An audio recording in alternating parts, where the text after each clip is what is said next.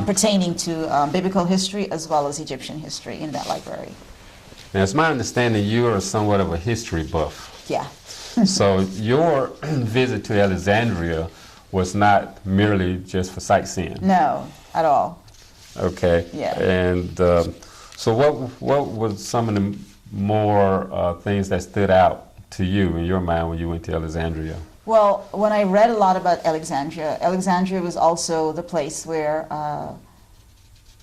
the Greek Alexander the Great came and, if you want to call that, conquering a land that was already owned by people, but you know, by force, when someone is conquering your land, and then they call it their land, and so that's why it's named Alexandria after Alexander the Great, who's Greek and sort of turned a lot of the Egyptian culture at that time into Greek culture, and used a lot of their people. A lot of the people there were taken and made to revert to Greek standard of living or Greek mythology, and I suppose some sort of the way the labor was done. There is a particular part in Alexandria where the Greeks decided that they would they didn't want to mimic the pyramids that the pharaohs did, but they did mimic the Sphinx. This is a picture that you have. They mimicked the Sphinx with their Greek leader when he was buried, and if you look closely, you'll see this is the Sphinx that's actually the Sphinx that resides in Giza, where the Giza pyramids are, and on the face is the face of their Greek leader. I'm not certain who that is at the moment, but that's who they mimicked it after. But so that's not to be mistaken for the Egyptian Sphinx. No, it's not. It's a Greek Sphinx. Exactly, it's a Greek imitation, and if you look right across, how ironic it is. They don't even really particularly care for it. It's just a ruins area, but they built homes right there, and you can see people's laundry right there. So not making it as significant is it's probably just for the tourists, but I don't think the Egyptians particularly care that the Greeks have their mimicking their pharaoh's image there. This is one of the ruins. Did you get a chance to visit any of the ruins? I did. I visited this as well. This is the amphitheater, as you know, in Greek literature and Greek culture. The theater was very prominent, and so because they brought drama and all of the aspects of theater to modern society, and they brought it to Egypt when they were there. So in Alexandria, they built this amphitheater, and of course, a lot of it is destroyed because when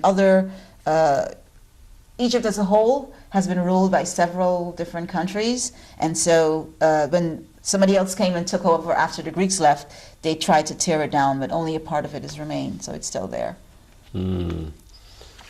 Did you get a chance to go in there and do Yes, you can actually go yourself? in. Yeah, I actually went in there and took some pictures and sat there and wondered what it must have been like to have sat there in a theater all those hundreds of years ago while Egyptian actors were or Greek actors were about.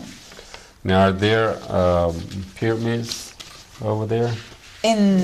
There are no pyramids in Alexandria. Okay. No. That I am aware of, I should say, that I was made aware of. Now, I understand it's a beautiful city. Yes. And in comparison to Cairo, there's a big difference in how the environment is maintained. I think for Alexandria, the beauty is because it sits on the Mediterranean Sea, and it just has its own unique beauty because you have this beautiful body of blue water that's coming in from that part of the world, and it's just Alexandria just sits right on smack. So you can imagine the Egyptian population having a huge love affair with the Mediterranean Sea right there. This is one of the masjids, or some people may call mosque, in Alexandria. However, the mosques are abundant throughout Egypt. Did you get an opportunity to visit one of the mosques? No, that's one of my goals on my next trip back to Egypt. I really would like to visit a mosque. I shouldn't say that. I have visited one in Cairo, but I'd like to be able to go in and pray as a female As you know, in the mosques, men are praying on one side and women are praying on the other. And that's my intent, to visit one so that I can actually pray. It has nothing to do with religion, it just has to do with praying. Whether you are Christian or Muslim, it's just a place of worship that I see it as such, and would like to do that. That particular mosque that you have there is very, very popular in Alexandria. And mosques are open to anyone, by the way. You don't have to, which is different to Christian churches, where you may belong to a church or not. You can visit at any time. And any time during the 5 times call to prayer, you can visit and participate in that prayer. But I'd like to go in with someone that is familiar with me, that I'm familiar with, so that I can be comfortable in approaching it. This one sits right on the street facing the Mediterranean Sea, and it's very, very popular. It's extremely huge. Actually, Alexandria is known as the Islamic culture of all of Egypt. They tend to hold on, I think, because of their association with probably Greek history. Once they got back to their Islamic culture, and the Arabs came, and the Islamic culture became so much a part of their history, they definitely wanted to maintain Alexandria as one of the primary cities that they hold Islamic culture to be a solid ground. So they've got beautiful mosques in Alexandria. It's absolutely beautiful architecture. Yes. And I actually had a question for one of my colleagues, because the way I learn is by constantly asking either my students or I'll ask my colleagues. And I asked, how are mosques funded? Because I know in America how churches are funded. Perhaps we have a fish fry, or we raise money to build a larger church, and how that goes about. But an interesting thing was told to me by my Muslim friend, my colleague, and he said that people just donate money. It doesn't matter who you are or where you are.